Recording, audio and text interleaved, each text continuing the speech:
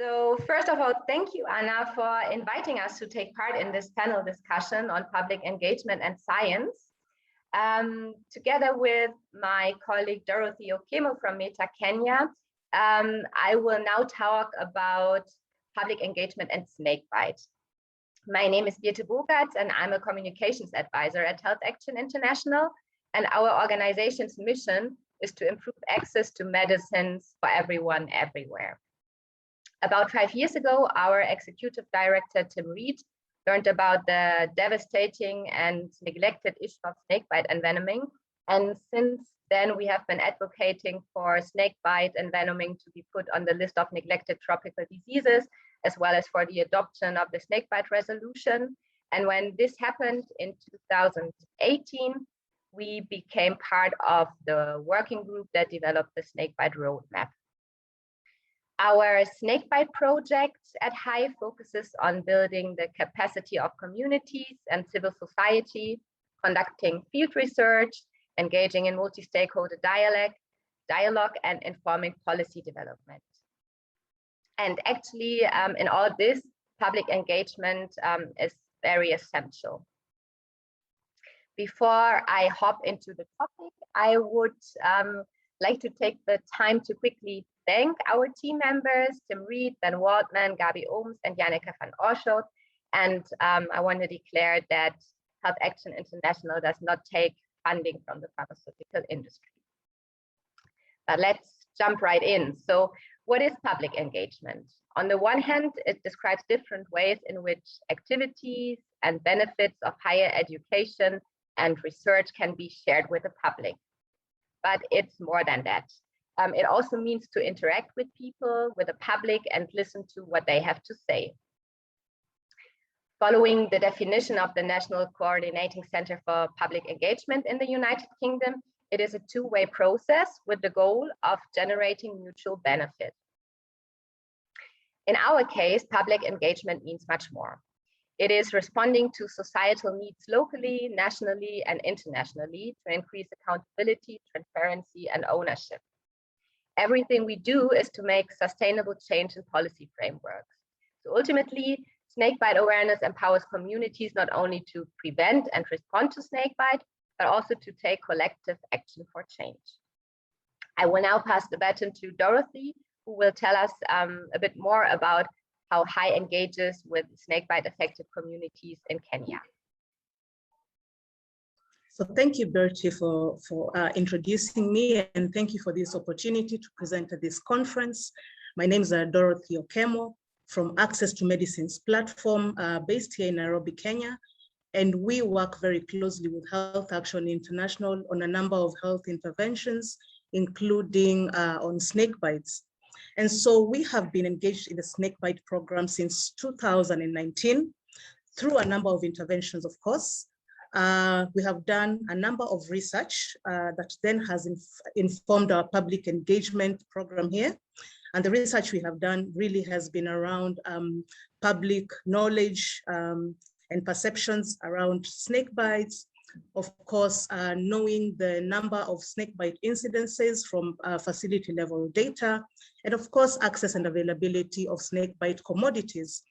And so what we have done in terms of public engagement is to really look through this research that we have undertaken and look at the gaps. What are the gaps in terms of the knowledge levels on how to prevent snake bites?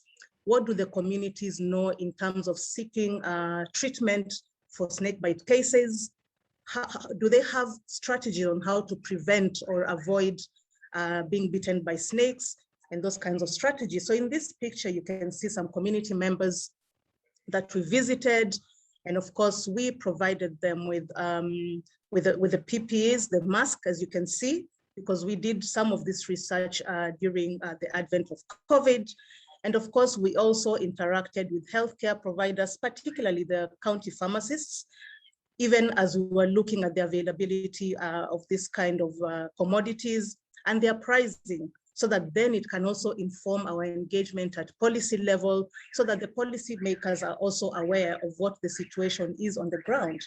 I think I would like to add that there's very little data, if any at all, on snake bites in Africa, but particularly here in Kenya. And so Health Action International has really been a pioneer in terms of coming up with this kind of data and sharing it with the policymakers and the decision makers so that they can really mainstream snakebite and venoming within the neglected tropical diseases department. Next slide, Birte. Yeah, based on what Dorothy just elaborated upon, we develop community education materials such as the posters you see on the slide. And these posters show the do's and don'ts in case of a snakebite incident, as well as to how prevent snakebite in the first place. And we develop the content together with renowned experts in the field of snakebite, such as members of the Global Snakebite Initiative, and translated their recommendations into easy to understand language. And even more, to enable people with low literacy to understand the recommendations, we put a focus on the illustrations, the graphic illustrations of the do's and don'ts. Before designing the posters, we presented different comic styles to a focus group, which members selected the style we use in these posters, and that actually makes sure or ensures that people in affected communities can relate to those graphics. The first 8 posters have recently, or the first 8 poster has recently also been translated into Tamil and Spanish to reach communities in India and Latin America. And it has also been translated into Kiswahili. And Dorothy will now talk a bit about the distribution and impact of the poster. Thank you, Birte. And so we have found a strategy in which we can merge both the research elements and the public engagement, as well as the community education aspects of this project. And of course, this we have done through a number of activities that we have mainstreamed here in Kenya. Of course, one of them, as I mentioned earlier, is the research aspect. The second that Birte has just mentioned is the IEC material, the first aid poster, and the guidelines on how to prevent being bitten by snake bites, which of course we have then translated in Swahili. As you can see, this is one of the counties where we have rolled out this project, and this county is called Kajiado County, where we have the Maasai community that predominantly live here. The Maasai community are largely pastoralists, and so many of them have not had the opportunity to go to school. And so you can imagine the joy on their faces when we actually translated this material into Swahili in a language that they can then actually understand, and it can be useful to them. You can see there's a gentleman in a Maasai shuka on your right that looks very excited to go home and share with his family members this kind of poster and the information in it, so that they can see how to prevent snake bites, and they can know what to do as a first aid measure when they're bitten by a snake. Like Kajiado County is a very vast county, and the distances between the homesteads and the health facilities sometimes are up to 100 kilometers with very bad terrain. So we believe that these first aid posters are really life-saving measures. And that's why you can see these Morans, this other group of Morans actually discussing very excitedly about some of these prevention measures that they did not know before. Like, for example, not to tie at the site of the wound and other measures. Of course, the other thing that I have not mentioned about, and I think is very important for me to mention, is that in addition to the research, the community education and sensitization, we have also engaged in some form of advocacy with county health departments. Health in Kenya is now devolved into the 47 administrative units, which we call counties.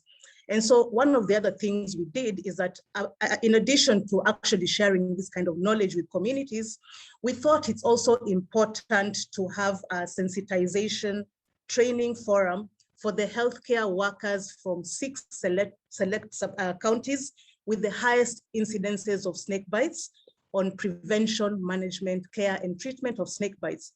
And I think what is very special about this particular intervention is that after the 4-day training, which we did in partnership with the Ministry of Health at national level, the healthcare workers led by the NTD coordinators from these regions actually developed action plans, which they then were able to feed into the annual work plan process. It is the process at which the budgets are actually made at the county level. And we were very happy that one of the counties was actually able to get funding for this financial year to roll out the snakebite sensitization and awareness campaign. And so we are very happy, and we are very happy to share this kind of posters and information, because we believe there are other countries where we have such marginalized communities that will really benefit from this kind of information. Over to you, Birte. Yeah. And yeah, while we reach people in these rural areas with printed posters and handouts, reusing the graphics on social media is impactful too. There we can tag relevant organizations and stakeholders, and this is how we create awareness for our work on the one hand, but on the other hand, we can also nudge them to share, download, print, and distribute the posters themselves. And this way we can reach even more people.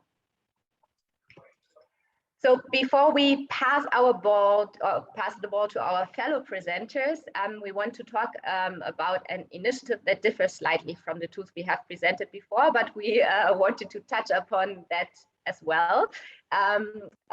It's our Women Champions of Snakebite campaign. And in our work on snakebite, we met many female snakebite experts who provided us with key insights, but who weren't represented on the panels of international conferences and not known in the snakebite world in general. And we thought we have to change that. So we created the Women Champions of Snakebite campaign to make their voices heard. And this campaign encompassed a public webinar and a social media campaign that was launched on International Snakebite Awareness Day last year. In this campaign, which we implemented together with the Lillian Lincoln Foundation and the Global Snakebite Initiative, we featured researchers, community educators, policymakers, frontline healthcare workers on a dedicated landing page, snakebiteawareness.org. I think that will be shared in the chat or somewhere. And we featured them with social media graphics, videos, and blog articles. You can see those social media graphics on the slide, as well as a screenshot of the webinar. And actually, this campaign was picked up by journalists from all over the world, and they reported about it.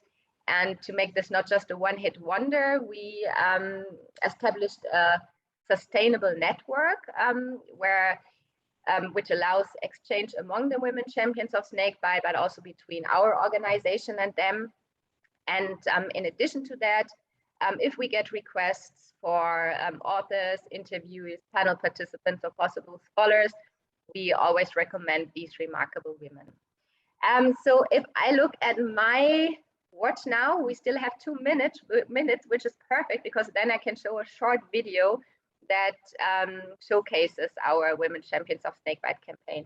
And maybe Anna or Doro, if you can give me a thumbs up if the sound is working when I click now, that would be super. Okay. I love my work because I love snakes, always have. I've been working on helping my country to reduce the challenge due to snake bites for the past 7 years. As a young women snakebite educator, it gives me immense satisfaction that I've educated thousands of farmers and rural children in multiple villages across Karnataka.